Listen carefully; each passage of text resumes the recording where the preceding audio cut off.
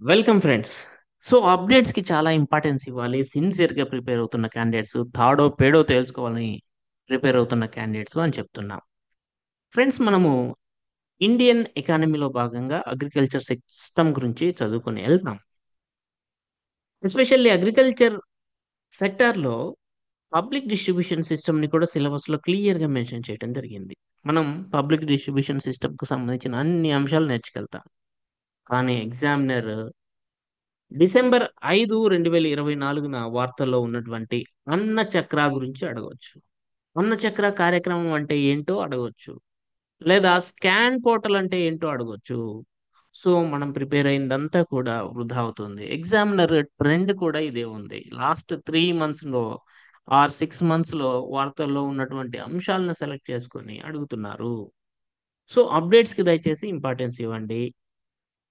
దాంట్లో భాగంగా ఈరోజు ఈ అన్న చక్ర కార్యక్రమం, అదేవిధంగా స్కాన్ పోర్టల్ గురించి నేను వివరిస్తాను. ఇండియన్ ఎకానమీలో అప్డేట్ పార్ట్గా దీన్ని మీరు ట్రీట్ చేయాల్సి ఉంటుంది.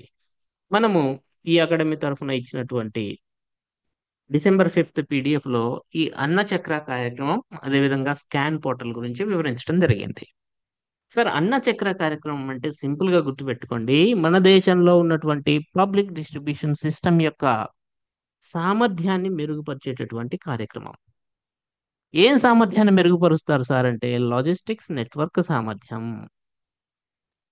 Free movement or seamless movement of PDS rice ని ఈ అన్నచక్ర కార్యక్రమం ద్వారా భారత ప్రభుత్వం తీసుకురావాలనుకుంటుంది.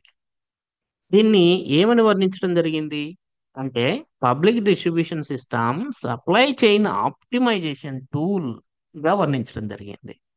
సో అన్న చక్ర అనేది సింపుల్ గా చెప్పాలంటే it's a public distribution system supply chain optimisation tool అని చెప్పొచ్చు, లేదా పీడిఎస్ యొక్క లాజిస్టిక్ నెట్వర్క్ సామర్థ్యాన్ని ఇంప్రూవ్ చేసేందుకు ఉద్దేశించిన కార్యక్రమం అని చెప్పొచ్చు. డిసెంబర్ 5, 2024 కేంద్ర వినియోగదారుల వ్యవహారాల మంత్రిత్వ శాఖ దీన్ని స్టార్ట్ చేయడం జరిగింది.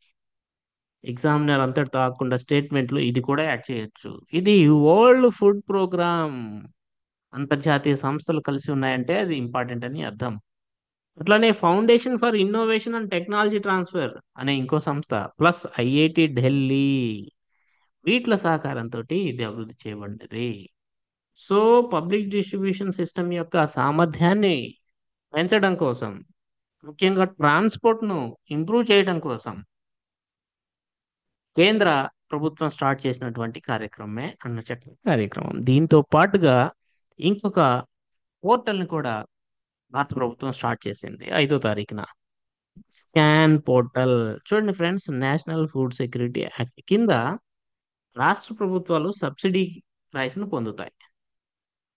ఈ సబ్సిడీ క్లెయిమ్లను పరిష్కరించడం కోసం ఏర్పాటు చేయబడినటువంటి పోర్టల్.